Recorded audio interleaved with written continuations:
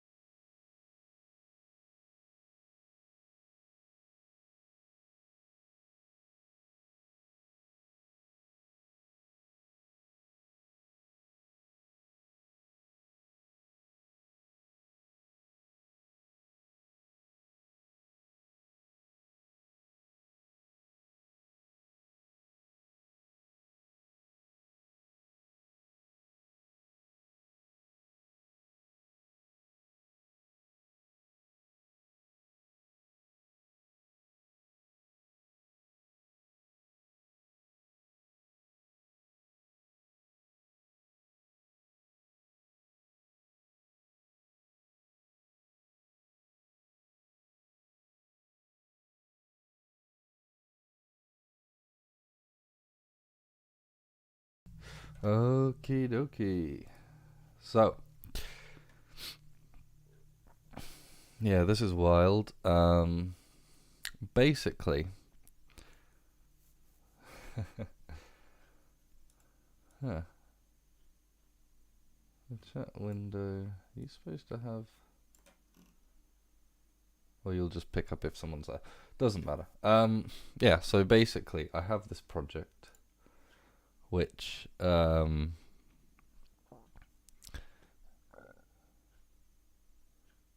know what? No, let's start before then. GitHub. Pardon me. Right. Yeah. So one of the things people come to APL and they ask about is how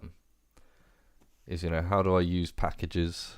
What are packages? What is a project even? And APL's developed over a long time through different sort of user interface paradigms, from the text-based teletype terminals, which are why the session kind of works in this way, because back in the day this would have been a single sheet of paper where you'd literally input the lines and then you'd press enter and a typewriter would literally type the output back out for you. Apologies for my voice, I've been a bit sick. And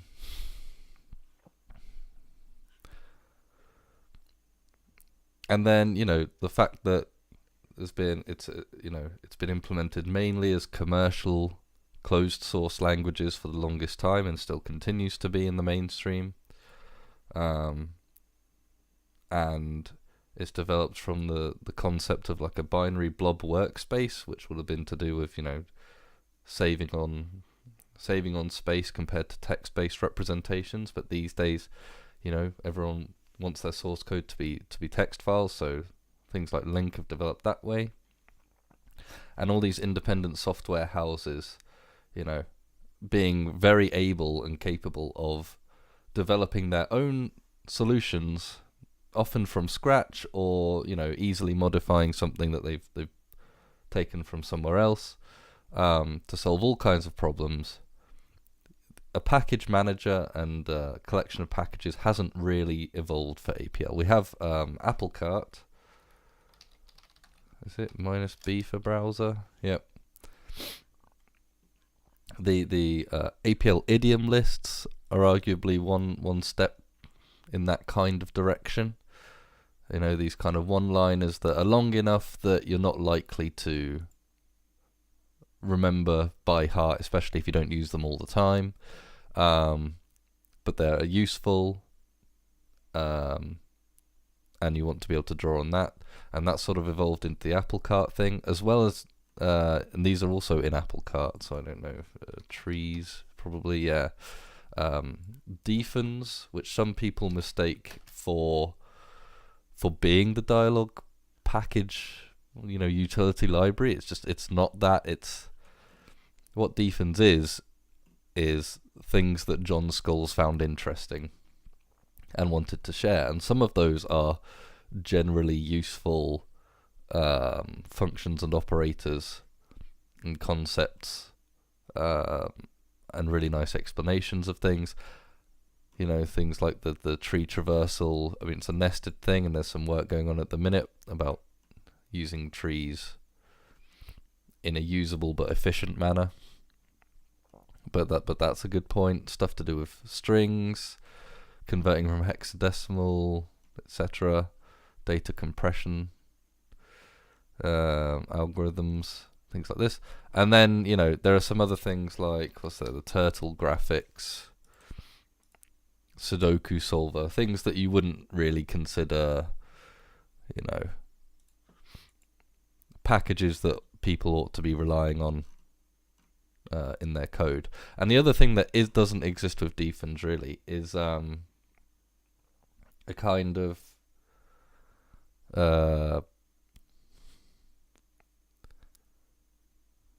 canonical, recommended mechanism for depending on things. So if you're writing a application in Dyalog and you want to depend on someone else's code, there are several options, and some of this I think is well expressed in the sort of Dado wiki.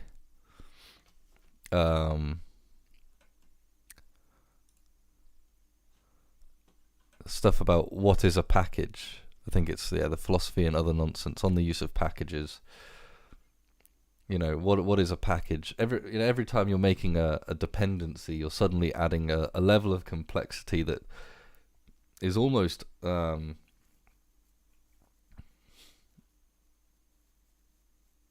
it's almost unconscionable to do this, to make your software depend on something that you're not necessarily in complete control of. In terms of writing long-term dependable software. But, everyone acknowledges it's super useful to be able to grab off-the-shelf solutions and just solve problems without having to write code from scratch. It's annoying to do that. It's not very good. So, if what you're doing, if it's one line, like something that has the source code directly in Apple Cart, just take that line. If you're only using it once, maybe you want it inline, or maybe you want to name it. Maybe you should name it anyway, so that then the name becomes a comment of what they're doing. So, for example, a lot of these concepts will be quite generic, right? Like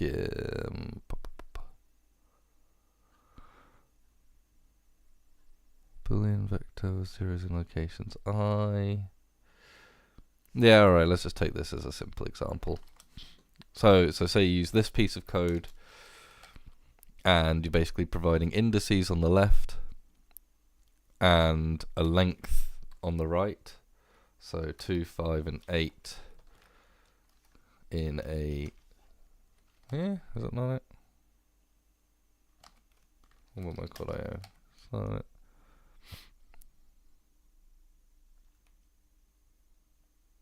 I think you need to... Okay, we're providing... Boolean vector of length j's with zeros in locations I. And js means integer scalar. And I integer. Is this the wrong way around? We're going to pre-process this by doing an iota. Then we're going to find where it's a member, and then we're going to invert it. That's what's supposed to happen. So it's... Oh, there should be a swap, I think.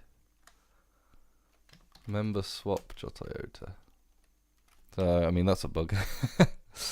Let's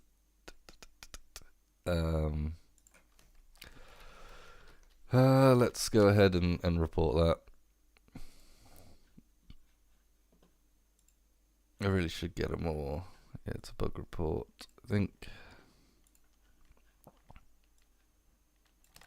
that's the guy. Copy that link. Boolean with specified zeros needs a swap. I think Adam has a very efficient workflow. So it's not member swap.iota.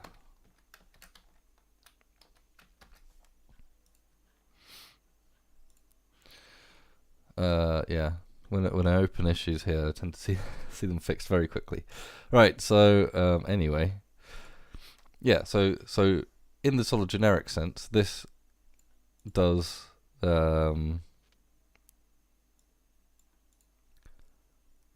what the apple cart explanation does. It creates a vector of length 10 and puts zeros at positions 2, 5, and 8. But in the context of your application, you probably want to name that something like, you'd say like, I don't know, mask,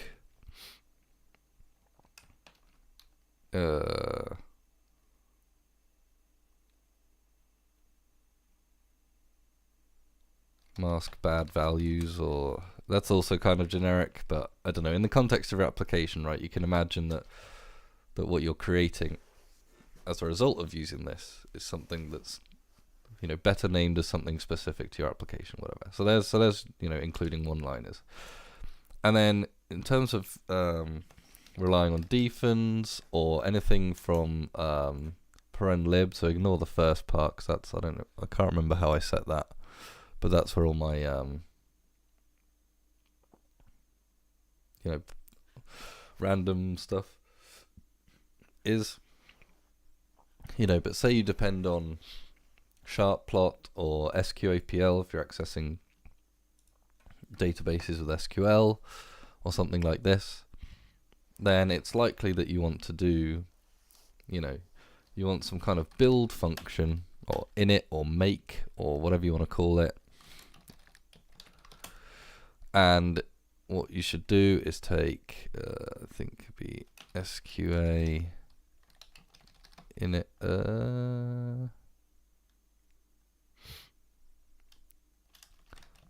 CODCY SQAPL, something like this.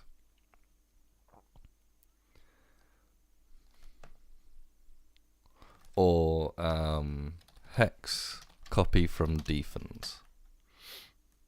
Right? And so this isn't part of your application run code. This will be a build step of some sort that, you know, copies your dependencies. Now you have these functions in your workspace, and then, you know, later you're going to export or you're going to save, I don't know, let's call it /tump/myapp.dws, and you're going to save that as your built application, probably with a latent expression, which if you basically assign this to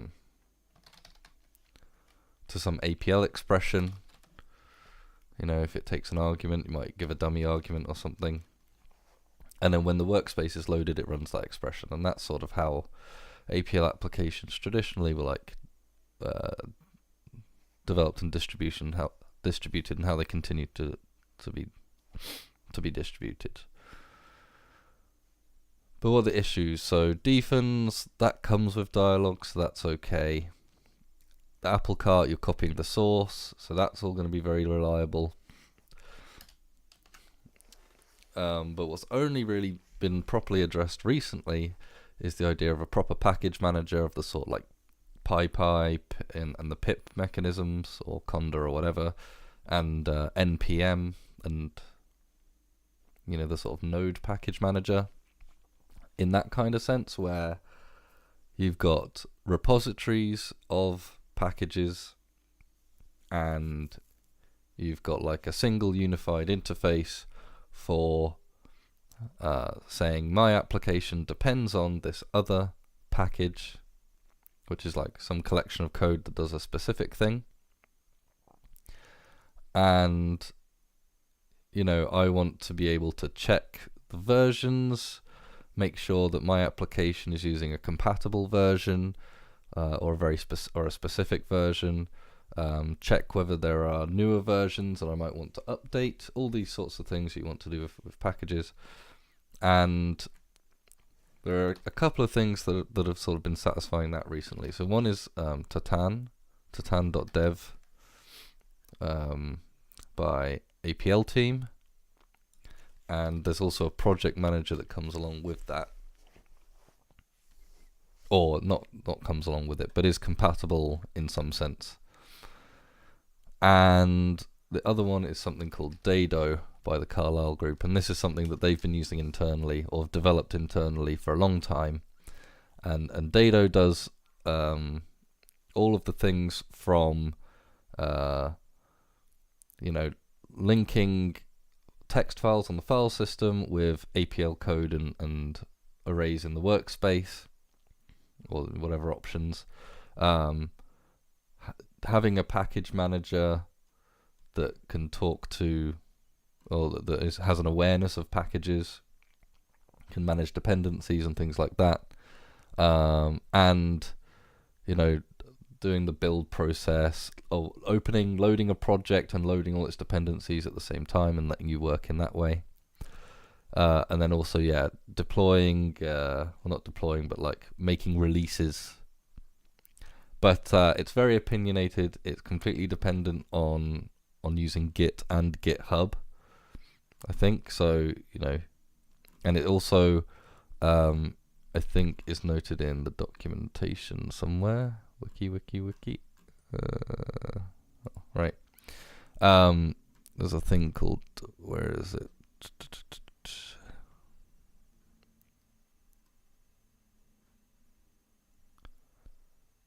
Yeah. It also enforces or encourages a workflow called Dado Flow, which is very much like living at the head software development workflow. We've got the latest version, and once a new version comes out, it's unlikely that we're going to be strictly supporting some old version. Alright, there is this note on patching an old version, but I think it's something you want to do rarely, if at all. And it was also developed before Link, so that's why it also manages the handling of source code as text files. Link was created as a very generic agnostic tool that simply just takes APL code in the workspace, files on the file system, and tries to keep those in sync. So this is why Tatin and Cider and Link come as a kind of three-pronged approach, where Dado is just one thing that does it all. And these are more generic tools, Cider and Tatin. And these are the ones that will be more... Well, I think Tatin's intended to come with Dyalog in version 19. So that's part of why I'm trying things out now. Trying to get grips on it and learn how to use it properly. These are in a bit of a state, especially Tatin, where until version 1 comes out, there's the GitHub. Until version 1 comes out, I think there's a pretty rapid release process, and new versions of the client, when new versions of the client come out, you have to upgrade at the moment. Because I think the server might become incompatible. But I think the idea is once version 1 comes out, then it should be stable enough that that's not going to be, or at least, should be reasonably stable, that you can use it in production, you can use it in anger. So, what do we have? We have a project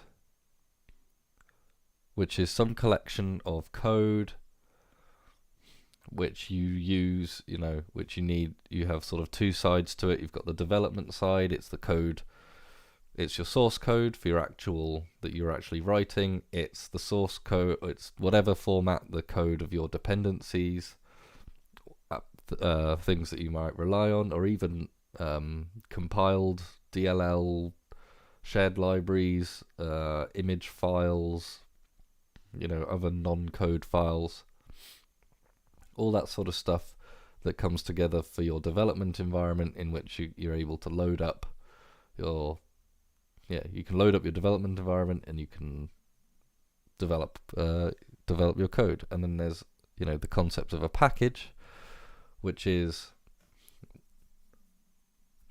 the same stuff, but it's the concept of that stuff brought together in a way that makes it serve a specific purpose. Package is a collection of tools which together perform one task, and your package might be a project that depends on other packages. So Cider and Tatin and Link all work together to make this possible in Dyalog APL in a hopefully a reasonable way. We're going to find out right now. So what my plan is right now, gosh, maybe I should do this again next week because I can barely speak, is to take my HTML tables project, which takes a URL, finds any HTML tables on that web page, and imports a nested matrix with that data, and then from there you can do whatever you need to do. What I've got right now is sort of problematic. I think I'm not sure even what function it is. So it has to already do that. I think the fetch function. It manages the dependency by basically knowing that HTTP command comes with Dyalog currently. It's a little bit like defens and those other things when you do paren lib. All these workspaces that come with Dyalog. So if you have Dyalog installed, which you're going to have to if you want to use this, you can use link import, or you can even, or salt load, but I'm trying to progress forward. So you can use link import and just give the word HTTP command, and Dyalog will find the version that's there installed with it. And basically my dependency manager is this line right now that says if we don't have it in the workspace, import it, and then you can use HTTP command to fetch the web page. Sure. But recently HTTP command was published as a package on the Tatin package manager. So I think I can search this, so here it is, Dyalog HTTP command. It's on version 5, and this is what I want to depend on, and I want to depend on it using Tatin as a package manager, and I want to set up my project as a Cider project. So I had one sort of stab at this before today, and we're going to sort of try again from more or less scratch.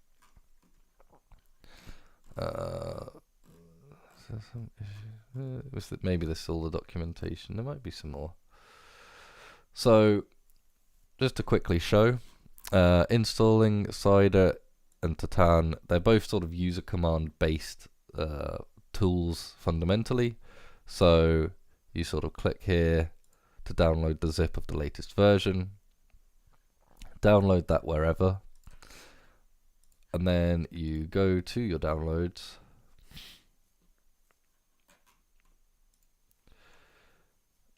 and you take the Cider folder and you copy that. And in Windows you can kind of do this thing where You don't even have to unzip it first. You just sort of click in and then copy, and it will do the unzipping when it does the copying. And then you go to your my UCMDs folder. So for me, that's my documents, and then it's called my UCMDs. On Linux and Mac, it'll be like your home user folder / my UCMDs, and it might not exist. You might have to create that. Then you go right click and you paste that. Extract and copy those files in. And then you might have to restart Dyalog, or you might be able to just do right bracket u reset. If you can spell correctly, then that also really helps. And then from here you should have the group Cider and a few commands there. And then you do the same thing for Tatin, right? You go Apple Team Tatin, you get the client, version 0.79. That's the version I've got. Okay, so now we're ready. You know, we've already got we've sort of already got, you know, the MVP, the bare bones of my, well, I've got the code for my project, but yeah, I want to fix this idea of the dependencies that I'm managing. So I'm going to delete this, and in fact I'm going to go to my fetch function, and I'm going to go ahead and get rid of this line. Right, so now this should fail if I try to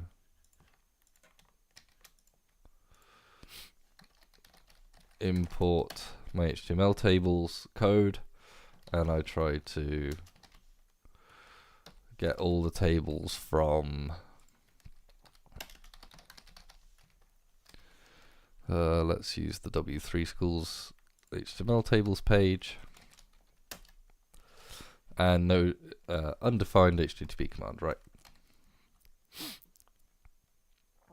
So go to the documentation center, and so first steps with Tatin, package configuration, publishing packages. I'm also thinking about how to restructure this and make it more, just make the documentation better, but I'm going to try using it and learning Tatin and Cider first and getting used to them. All the information is here, and it's mostly clear to understand, except for one thing which we might get to, or about to get to, and discover whether or not I'm doing things right or wrong. So this is about consuming packages, right? So I want to use the HTTP command package in an application that I'm currently working on, which is project called HTML tables. Yeah, and it lives in /g/HTML tables. And now I need to install it, but I don't want to just do this. So I'm going to end up with foo packages.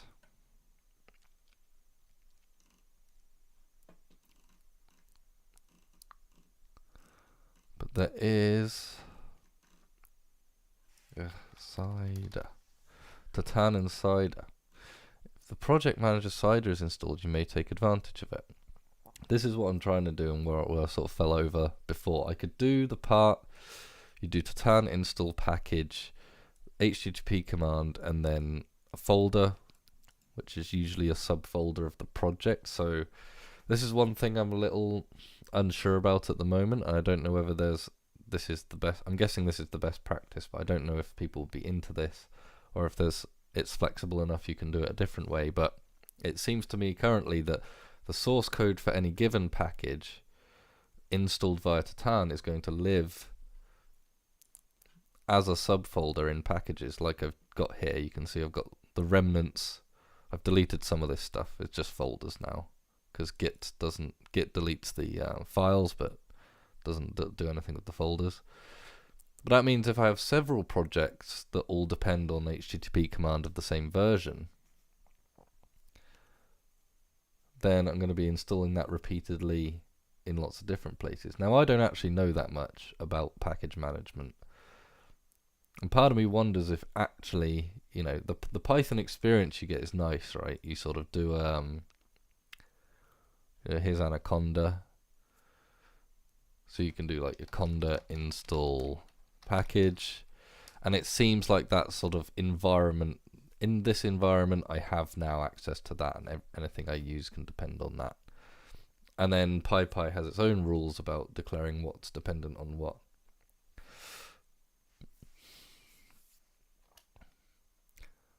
I've also seen some vague mentions of things like, you might want to do python -m pip install if you want to make sure that the things installed in your environment are kind of specific to what version and environment of Python you're using. And then even more stuff, which again I've sort of heard of but not really looked into in any details, about using virtual environments if you're doing things seriously in Python, so that you've got sort of better reproducibility, don't accidentally update something and mess up some other project you're using. So given that I've just rambled through all that, it clearly seems a very safe strategy to say that, okay, if you've got dependencies, the package is going to live in a subfolder of your project folder. And maybe that the declaration of dependencies in your environment, your sort of installed packages, is separate from the declaration of dependencies for publishing a package. I think that's true as well in the PyPy and NPM models. I just thought it was weird to have two APL dependencies files. So, if the selected Cider project only has 1 Tatin folder defined in its config file. Right, so now, so first thing I'm going to do is set up my project as a Cider project. So, I've got Cider, I've got let's clean all this up. I'll come back to that. I've got the user commands available.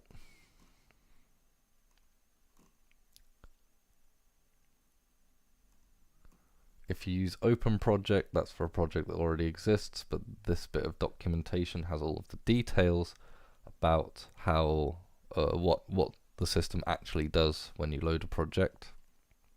Not actually that important to me. I want to create project, and it's just a folder that's going to be a project, which we already have. So let's clear the workspace and say we're going to Cider create project in my HTML tables folder. There we go. And so it brings up the editor with the Cider config. So GitHub username, I'm going to leave out. Technically it's the group Apple Utils. Info URL I can do. That's going to be, for now, my GitHub URL. Eventually there may be more documentation. For now it's just the README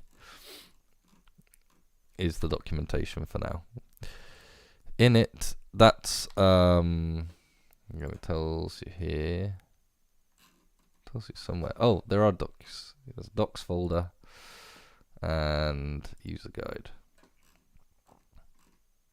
And then it just tells you all the things are. So in it is an APL expression that can be used to run some code when the project is opened, like initialization things. I don't need any of that. Info URL, I've done that. Make is interesting.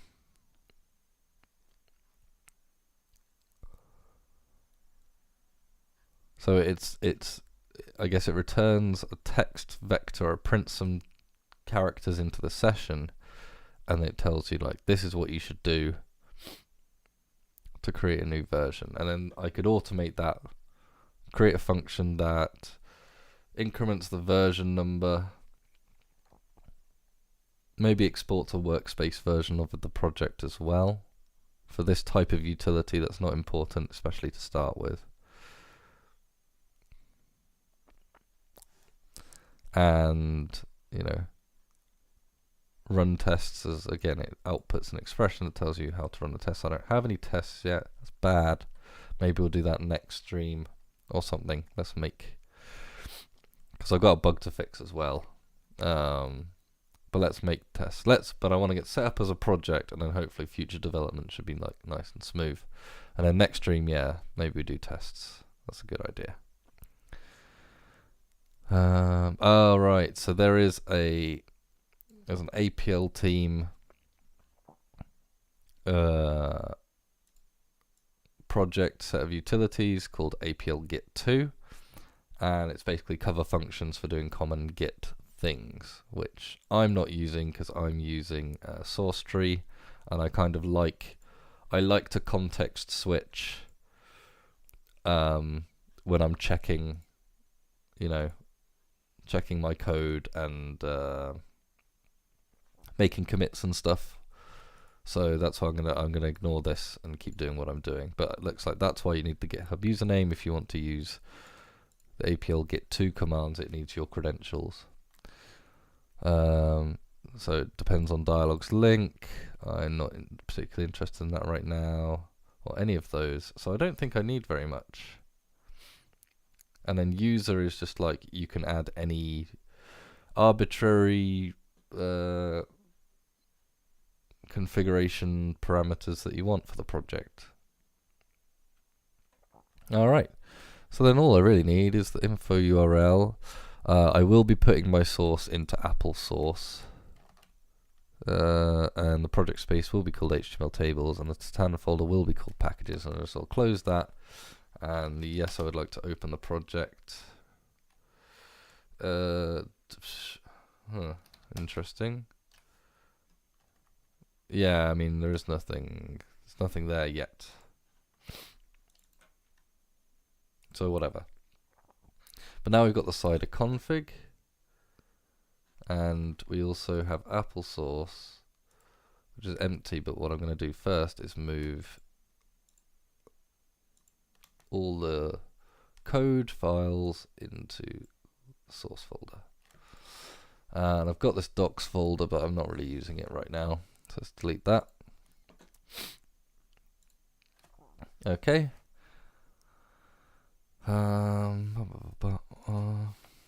Okay, let's commit all this as set up a Cider project. And now we have this in the workspace. Now we've set up the Cider project. Let's install packages cider-alias /my path. No, but the Cider project has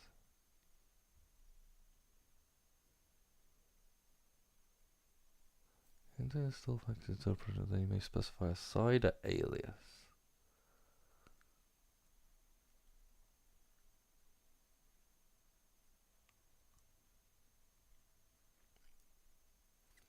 How does one set up a Cider alias? Maybe I'll need to do some emails and ask.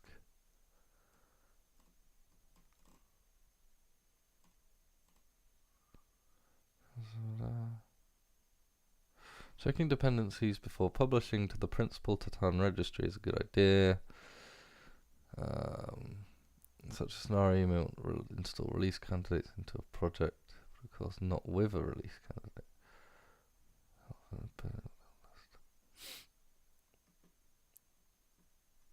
So cider.list Tatin packages, and currently this should say nothing, right? No open projects found. Clear the workspace. Cider.open project. This. Let's not do that. Not interested. I wonder if I can suppress that. It would be nice if I could suppress the stuff about the project appearing to use Git. The fact there are no packages. So I guess the first thing to do is Tatin install packages.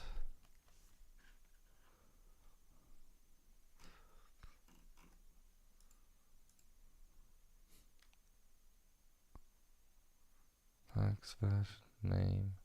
So that's Tatin. If you look at the Cider config, which I think you can do with cider dot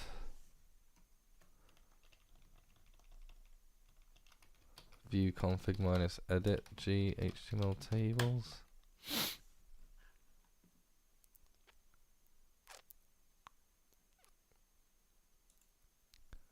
Doesn't say anything about what the project is called.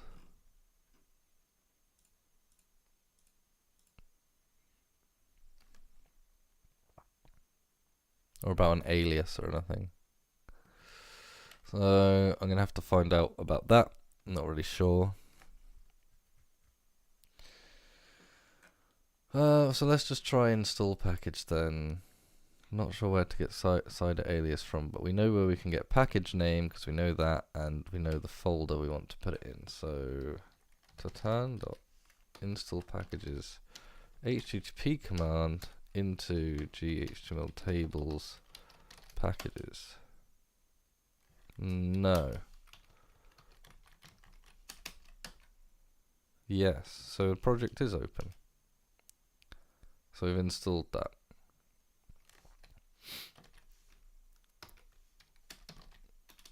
And that means that we should be able to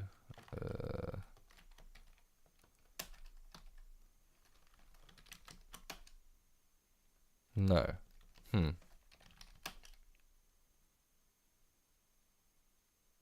Oh, I haven't loaded packages maybe.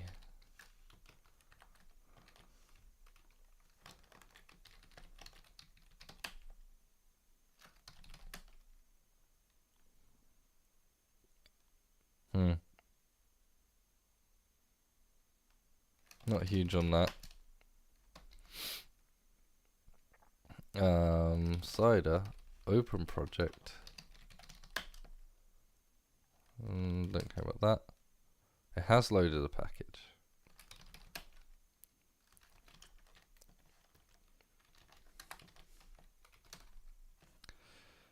Is there an HTTP command? No, but if I try to use HTTP command, does it work? Yes. So it seems that I've successfully installed the package, I've used Cider to open the project, and that works. So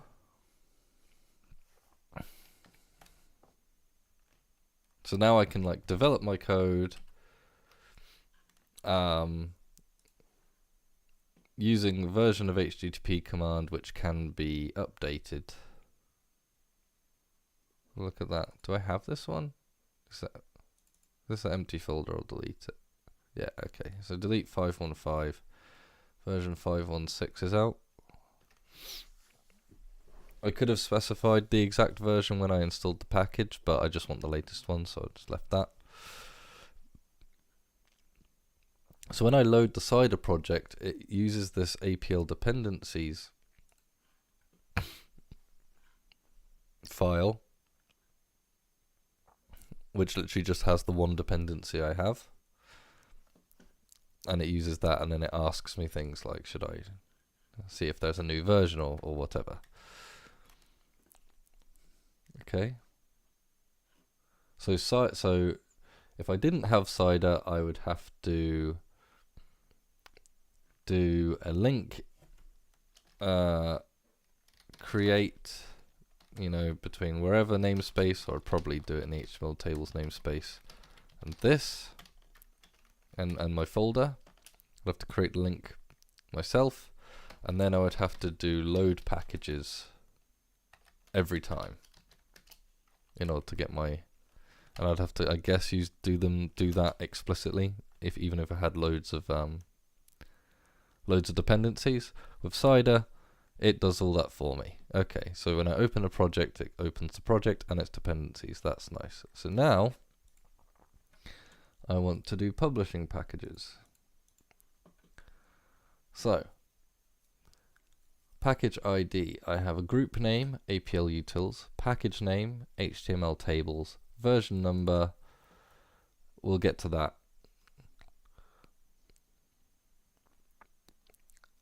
And then you might have a build number like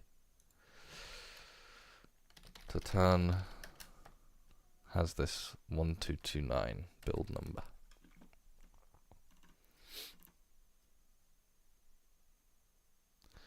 API key. So if I do list Tatin.list registries, when you install Tatin, you should get both of these.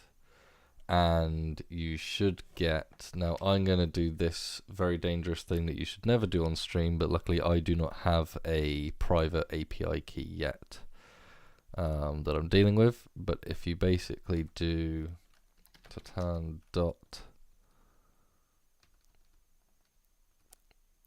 user settings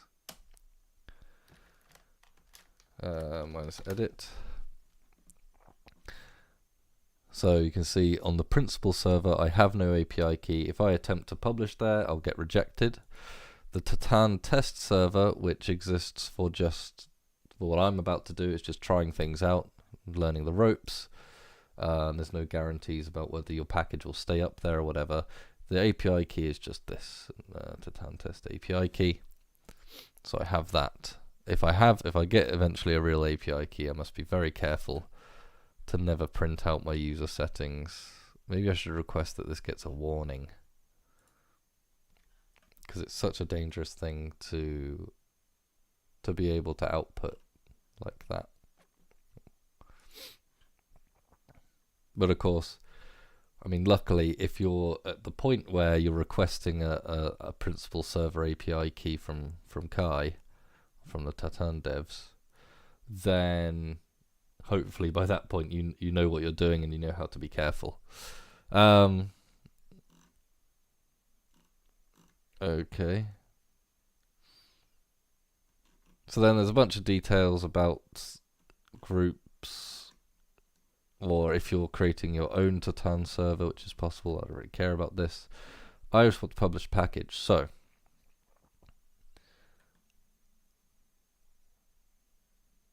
source and assets, I only have source. I don't have these assets, other non-APL code files that my project depends on. Then I need to create a package configuration file, a dependency file,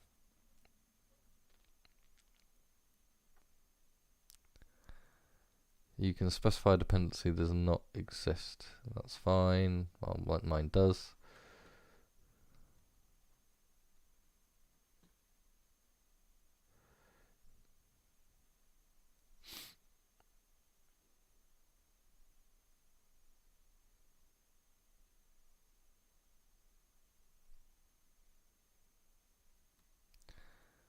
And then you publish the package. So again, JSON 5 configuration file for your package, not your Cider project, but the package. So it seems like the project is, the collection of things that are required to do your development, and the package stuff are the collection of files required to let other people use your package, and for you to be able to publish it, and for them to be able to know about versions and things like this. But luckily, yeah, I don't need to handwrite this. I can use Tatin initialize package, or tatin.packageconfig, and I guess I give a folder again, and that's all I care about. So package config. There is no file. Yes. Okay. The API is a single name for something, but neither a function nor an operator.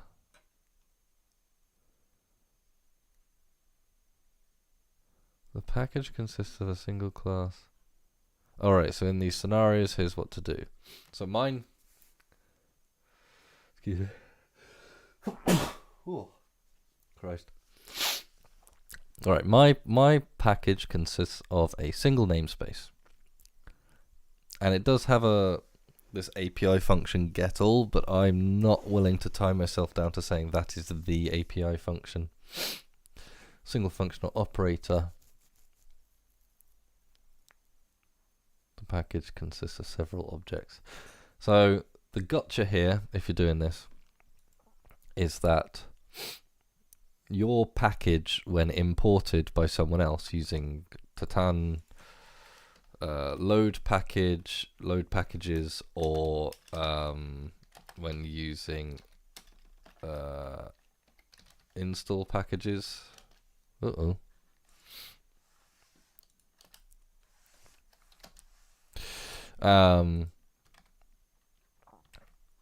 Yeah, if you when someone else uses it, it's going to import it as some namespace, because to avoid name conflicts, right? So that's why you can't publish a package that's just a single function in an APLF file, I think. Or you can, but well, I'm not actually sure, so I should check that out.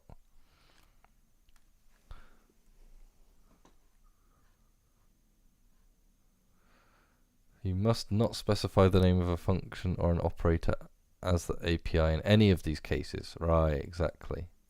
Even if your package does consist of a single function or operator. Tatin needs to establish references to the API. And although in Dyalog one can establish references, kind of, to monadic, ambivalent, and dyadic functions, it's not possible for niladic functions and operators. Right, because you can't you know, if you make a niladic function,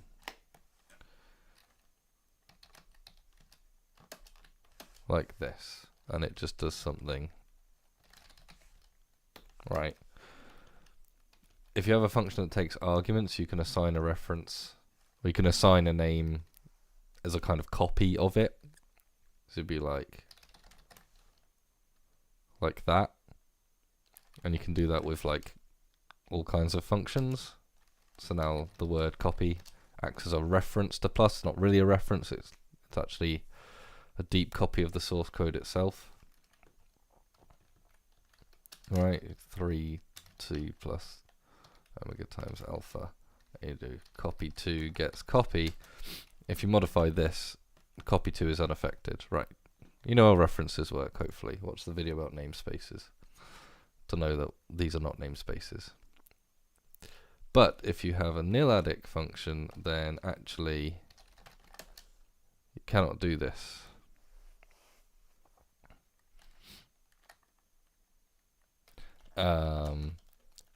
And if this was a niladic function that returned a result,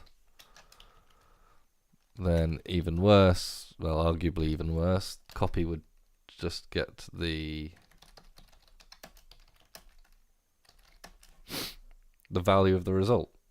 So that's why you can't do that. So my API, let's go back to editing. My config, I'll actually create it now. So my API, ooh, do I have to specify it? Ah, if I don't specify API, then the name of the namespace is the API. Good. Assets, none. Description, import HTML tables, APL nested,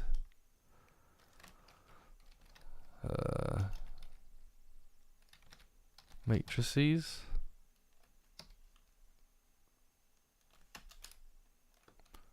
Oops, that's the description.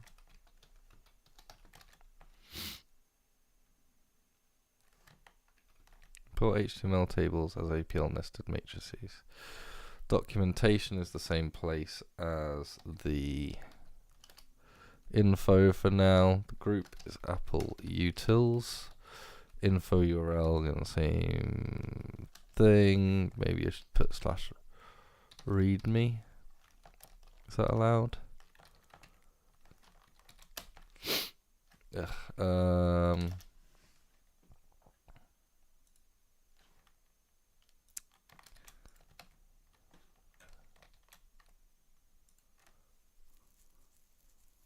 Oh, other way around. So info URL is just the GitHub, and the documentation for now is technically the README. Quadio is 1, LX does none, maintainer is me. Not hugely keen on putting my email out on that though. Maybe I'll make it alias or something. Leave it for now. The name of the package is HTML tables. The source is in applesauce, I believe, is what you want. Keep going. Blah blah blah blah. Assets, description, documentation, latent expression, maintainer. This may be left empty. Yeah. Name part of the package ID, HTML tables, good. Info URL source. La la la la la la. Yeah, okay, it's applesauce. And that's how it's able to ignore the packages. Well, in theory. And then tags, I already had a list of tags from when I already did this. So I'm just going to copy those. Table data, import, read, web page, site, scrape. Is there another word?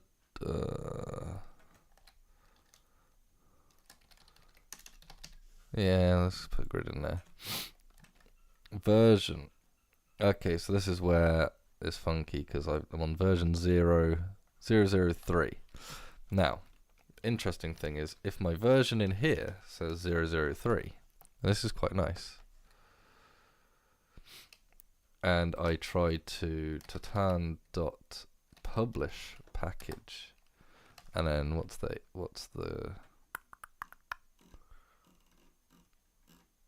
yeah, that's configuration here. Right, the path and then the server. So I need to specify Tatin test. So it's the HTML tables package in Tatin test. It knows it's already there. Do I want to overwrite it? Yes, that should fail because we cannot delete packages that are published. Now the truth is, and you think, oh, what's going on?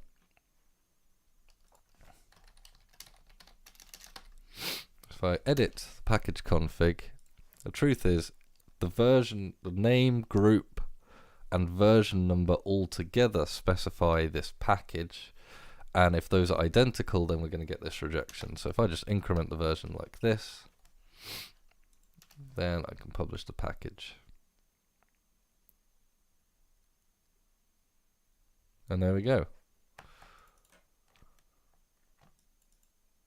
So if I look on Tatin test, wherever I am, look at list packages, I've got a new version here. Now, what's up with the no dependencies? I think that's problematic, so I think I've screwed this up a bit. So if I clear here and I go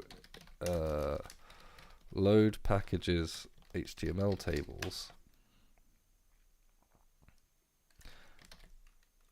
I've loaded it, but when I try to use this,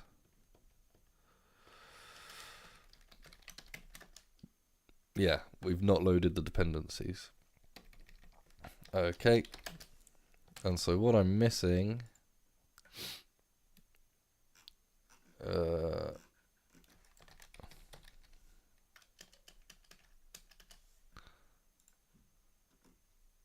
is the dependency file.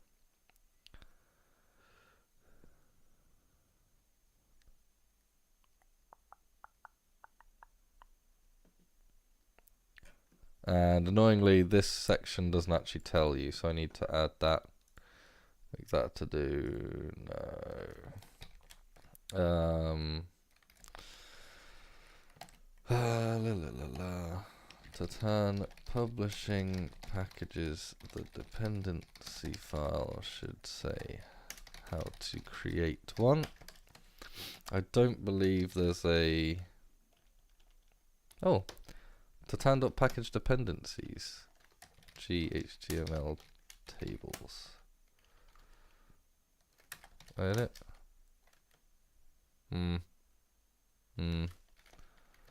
Okay, let's use the help. Return the contents. yeah, okay, so if I edit, then I'm creating one, and my dependency is just the one that I've installed here. So in fact, I could just copy this file from my install, pop it in the root.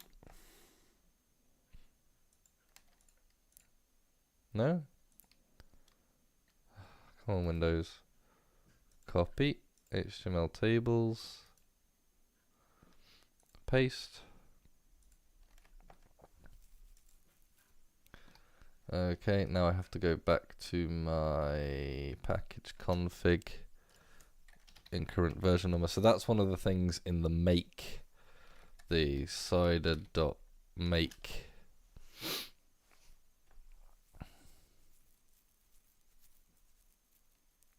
You know, I think you could have a function which, you know, checks the version number against the latest, increments it automatically, does committing to Git and pushing to wherever's relevant, building the files into some whatever distributable format. We're doing a folder full of source code files, so maybe that should be turned in, that should be a zip,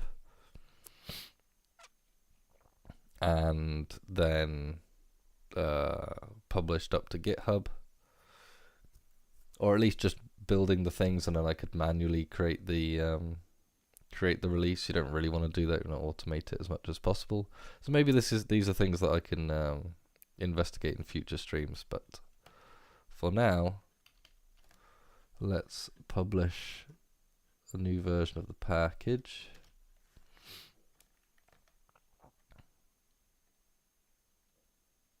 And hope that when we go back to the registry, there we go. So now we've got dependencies. The one thing that, slightly annoys me here, and maybe there's a way around it, I'll ask and find out, is now I've got these two, right? I've got the APL dependencies file, which is the one for my publishing the package, and I've got the one for my installed packages. But surely that's almost always going to be the same. Anyway, so that's so we've basically done it, apart from some, additional work I need to, because I am using GitHub. I should really be creating releases in the GitHub interface as well. But apart from that, I've done all the legwork for creating a Tatin package. I want to ignore...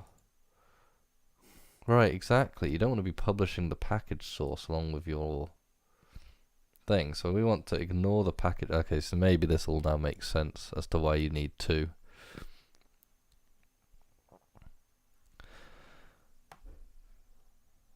But it is annoying, so I need to find out.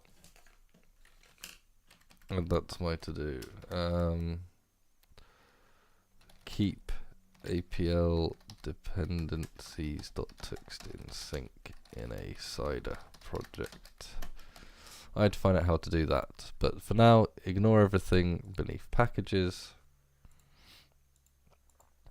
Specify dependencies, define the package. Tatin package configuration. There we go.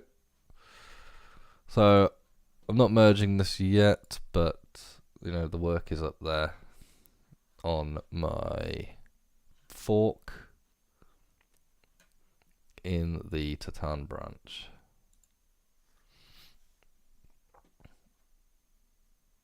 And yeah, I'll do a PR once I've figured out these other things, because if it's going to make these merge or not merge, it looks like it wouldn't, right?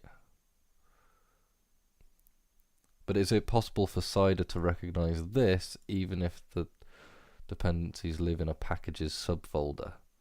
Or maybe it doesn't matter to me if instead of a packages subfolder, these things, the build list and dependencies, are just splayed out in the root. Anyway, things to find out. Um, Definitely, it's exciting progress in terms of having packages for Dyalog APL. Um, and you see, it's not actually, even though I've sort of been rambling a lot and taking my time doing this. In principle, it's not that complicated to use. I don't think. I think it's fairly straightforward. As always, it'll be a little bit of a matter of time and experience when we find some annoying edges, but actually this looks pretty well designed, I think, overall. So anyway, I'm going to leave it there for now, and I guess this is the project right now that I'm working on streams. Next stream, hopefully we'll clean up some of the project related stuff, maybe write some tests, possibly write some documentation if it seems to make sense. But anyway, all right, thanks for sticking around if you were here. I don't know if there were any. I've got like a blank white screen that says chat. I don't know if that's normal because it's been a while since I did this, so I don't actually remember. So apologies if you feel like I've ignored anyone who's watched and commented, but if no one has, that's totally fine too. All right, talk to you all on the next one. Bye.